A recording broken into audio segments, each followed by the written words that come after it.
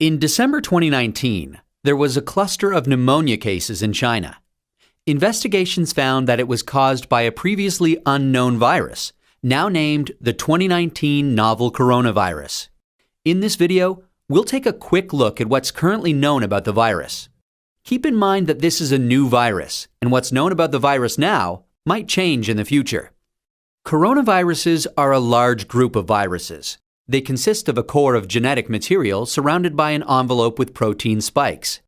This gives it the appearance of a crown. Crown in Latin is called corona, and that's how these viruses get their name. There are different types of coronaviruses that cause respiratory and sometimes gastrointestinal symptoms.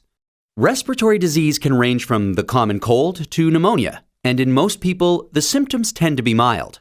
However, there are some types of coronaviruses that can cause severe disease. These include the severe acute respiratory syndrome coronavirus, first identified in China in 2003, and the Middle East respiratory syndrome coronavirus that was first identified in Saudi Arabia in 2012. The 2019 novel coronavirus was first identified in China. It initially occurred in a group of people with pneumonia who'd been associated with a seafood and live animal market in the city of Wuhan. The disease has since spread from those who were sick to others, including family members and healthcare staff. There are many cases at present, and the disease has spread within China and also to a number of other countries. So, where did the virus come from? It's known that coronaviruses circulate in a range of animals. Sometimes these viruses can make the jump from animals to humans. This is called a spillover, and could be due to a range of factors such as mutations in the virus or increased contact between humans and animals. For example, MERS-CoV is known to be transmitted from camels and SARS-CoV from civet cats. The animal reservoir of the 2019 novel coronavirus is not known yet.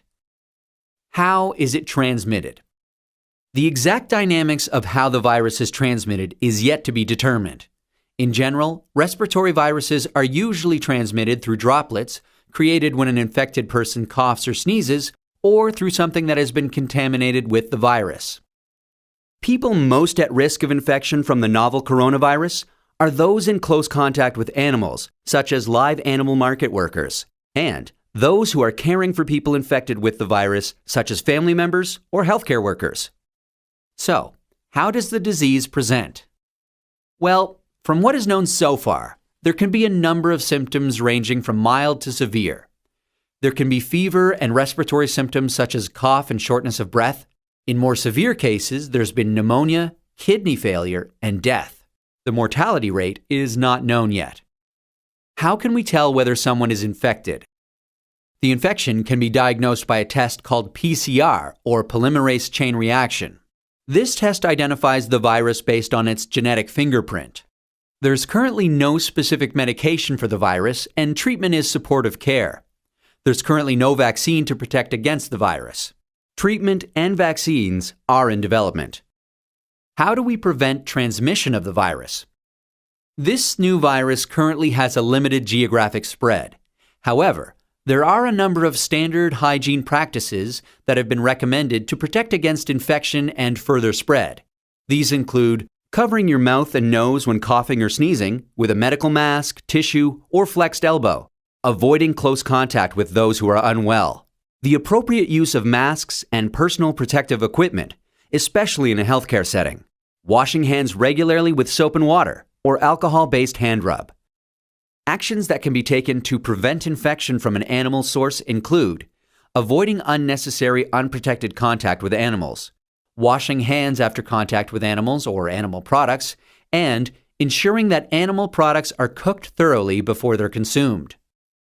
It's important to stay home if you're feeling unwell, but if you have a fever, cough, and difficulty breathing, seek medical care early and share your previous travel history with your healthcare provider.